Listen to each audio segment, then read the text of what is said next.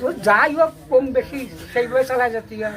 80 বছর বয়সে চোখে চশমা নেই, না, কিন্তু এই সরু সুতোর জাল বোনা হচ্ছে, হ্যাঁ এ কি সম্ভব? দেখতে পাচ্ছি একটু কম দেখি তবু কাজ চলে। যেদিন প্রথম হাতে মাছ ধরা জাল তুলে নিয়েছিলেন সেদিন থেকে আজ পর্যন্ত কেটে গিয়েছে অন্তত 60টি গ্রীষ্ম, বর্ষা, বসন্ত। কিন্তু সেই হাত আর চোখের কোনো আরাম নেই, বিরাম নেই। সংসারের টানাটানিতে ভরসার জায়গা তো ওই সূক্ষ্ম সুতোয় বোনা মাছের জালটাই। কথা হচ্ছে সুবোধ সরকারের। নদিয়ার শান্তিপুর ব্লকের বেলঘরিয়া 2 নম্বর পঞ্চায়েতে গভ্বরচর এলাকার বাসিন্দা সুবোধ। এই মৎস্যজীবীর কাজে কবে থেকে ঢুকেছে? মৎস্যজীবীর কাজে ধরেছি 22-23 বছর। এখন বয়স কত? এখন 80 বছর। 80 বছর, মানে খুব ছেলেবেলায় মৎস্যজীবীর কাজে ঢোকা হয়েছে। ওরও আগে 16-17 ঢুকেছি। সেই নিয়ে কি সংসার? হ্যাঁ, মানে মৎস্যজীবী কাজ করে কি সংসার চলে? তো যাই হোক কম বেশি সেইভাবে চালা যেতে হয়। 80 বছর বয়সে চোখে চশমা নেই, না, কিন্তু এই সরু সুতোর জাল বোনা হচ্ছে, হ্যাঁ এ কি সম্ভব? দেখতে পাচ্ছি একটু কম দেখি তবু কাজ চলে। চশমা ছাড়াই কাজ করে। তো এটা কি রুটি রুজির জন্য কি কাজ করা, নাকি নেশা এটা কাজ করাটা? না, এরপরই নির্ভর। এর উপরে নির্ভর, হ্যাঁ মানে এই বয়সে এর উপর উপার্জন, হ্যাঁ, তারপর সংসার চলে। তারপরই সংসার চলে। আচ্ছা, বাড়িতে আর কেউ নেই? আছে, তাদের উপার্জন কি হয়? ওই ছেলে কাজ করে, হুম, বাড়িওয়ালা কাজ করে, আচ্ছা। চালের কাজই করি আমরা দুইজন। ছেলে নাতিপুতিদের শিক্ষিত করেছো কখনো? ওই অল্প পড়াশোনা। কেন পড়াশোনা হয়নি কেন?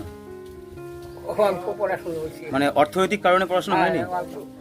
তাহলে এই বয়সে এখনো যে মাছের যে জাল তৈরি করছো মাছ ধরার, তো এটা কি খুব প্রয়োজন করা?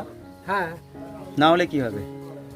না খেয়ে থাকতে হবে, এইটা সহজ হবে। এই যে এত বছরের অভিজ্ঞতা মাছ ধরার, সরকার কখনো পাশে দাঁড়িয়েছে? ওই সরকার দিচ্ছে এখন, এগুলো বেকার ভাতা দিচ্ছে। এখানে আরও এমন বেশ কিছু পরিবার রয়েছে যাদের জীবিকা এই মাছ ধরা জাল বোনা।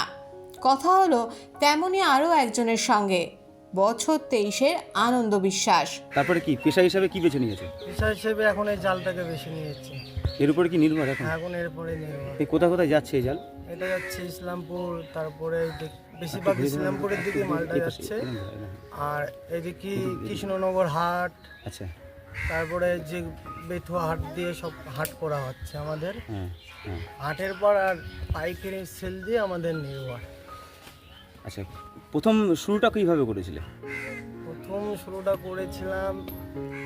তো আমি করিনি, আমার বাবা করেছে, তারপরে বাবার হাত ধরে আমরা এই যে চলছি। মানে আদি ব্যবসা? হ্যাঁ, হ্যাঁ। বাবার পরের থেকে আমাদের পর এখন সব চলছে। পরম্পরা এই ব্যবসাটাই এখন বেছে নিয়েছো সবাই? হ্যাঁ, সব কিছু। তো জীবনের গতি তো থেমে থাকে না কারোর জন্যে, স্রোতের সঙ্গে ভেসে চলতে হয়। যারা ডিঙি নৌকার সন্ধান পান না তাঁরাও খড়কুটো সম্বল করেই এগিয়ে যান। মনের মধ্যে ধিকি ধিকি জ্বলতে থাকে বেঁচে থাকার স্বাদ, স্বপ্ন।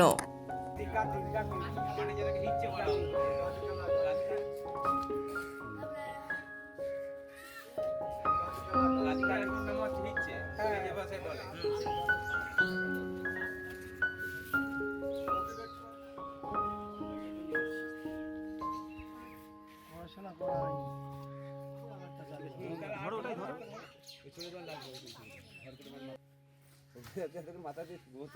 এই সময় ডিজিটাল।